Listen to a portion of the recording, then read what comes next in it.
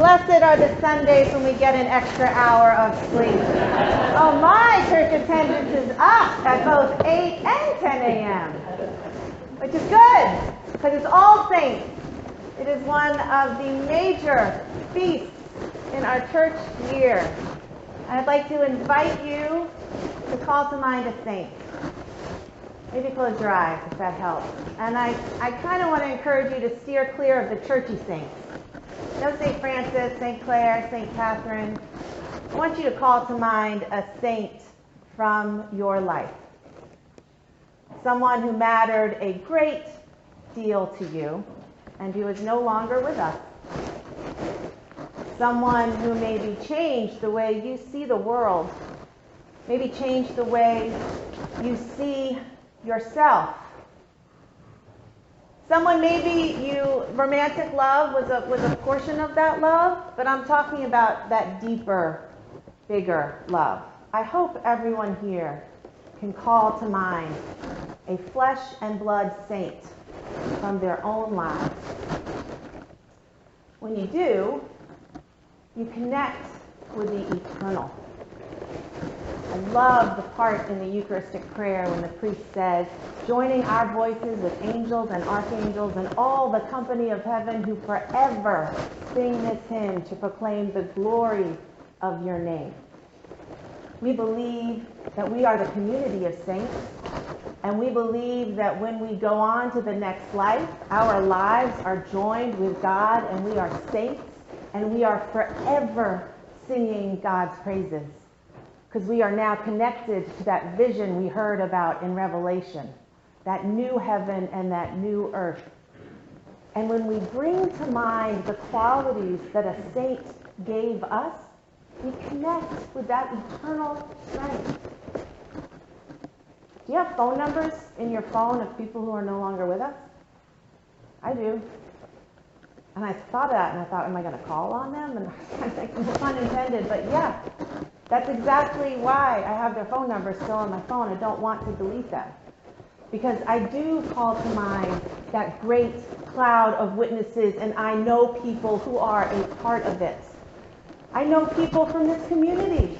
I can see them in these pews, people who have gone from this life to the next, who I have the privilege of walking with in those days. And I thoroughly believe that that cloud of witnesses surrounds this place and intercedes on our behalf with sighs too deep for words and connects us to something far greater than we could possibly imagine. Saints help us see who we are. Saints can help us see the world through God's eyes. Jesus may be surrounded by clouds, but right now he is really surrounded by crowds. And there is a very specific reason why. Just 4 verses before the Sermon on the Mount, just 4 verses before the Sermon on the Mount, it says that Jesus' fame is spreading all throughout Syria because he is roaming through Galilee, healing people of their pains and diseases. And then it names those diseases. He's healing epileptics, paralytics, and demoniacs. So people with mental illness, severe mental illness. And then it says that because of this, crowds are following from Galilee, crowds are following from the Decapolis, which is an indication that not just the Jewish people are following Jesus, but the Gentiles in those Greek-speaking areas. Crowds are following from Judea and Jerusalem and Jordan and the region beyond the Jordan. So Jesus is surrounded by all of these crowds, and I think he sees these crowds, and he sees the disciples seeing these crowds, and he goes, now would be a good time for a timeout. Because I want the disciples to understand what's going on with this fame that is spreading. And I need the disciples to see that the good news of God is more than fixing the individual ills of certain ailments that afflict us. Those diseases are named for a reason. Those are the diseases that would get one cast out of their community, and of their home. Think of leprosy, right? Leper colonies, epileptics, paralytics, demoniacs. We meet a demoniac in the Gospels who's living in a graveyard chained to a tombstone. These were the diseases where people became a label and stopped being a person. The homeless, the poor, the destitute. These were diseases that ended their relationship to themselves, their sense of worth and value and wholeness, and to the people they love, and to their community. So when Jesus heals them of these diseases, he's restoring them, not just to health, he's restoring them to be able to eat at their family dinner table. He's restoring them to be a member of their community. And I think Jesus really wants the disciples to get that, because Jesus knows what's going to happen to this fame that is spreading because he's being seen as the fix-it guy. So he calls the disciples up on that mountain to start explaining how they are to see the ways of God in this world now. Blessed are the poor in spirit. Blessed are the meek. Blessed are those who mourn. Do we take that to mean that Jesus wants us to be poor and impoverished and meek and sorrowful? I don't think so. However, I have been with enough people in my life, personally and professionally, who when they are poor and impoverished and meek and sorrowful are most open to seeing God in their midst. I have been in enough hospital rooms. I have prayed with enough heartbrokenness to see that all of a sudden, when people recognize the gifts in their life, I have walked with people through funeral planning, and time changes for them.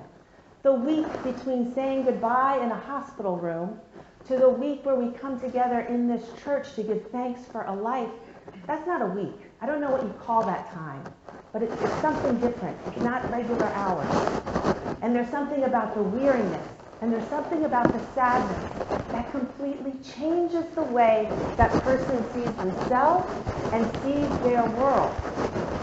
And pieces of that stay with us, even when that is past. I think about how we see the world differently and we mourn, and that mourning is what leads us to action. Notice Jesus doesn't say, blessed are those who get good things done.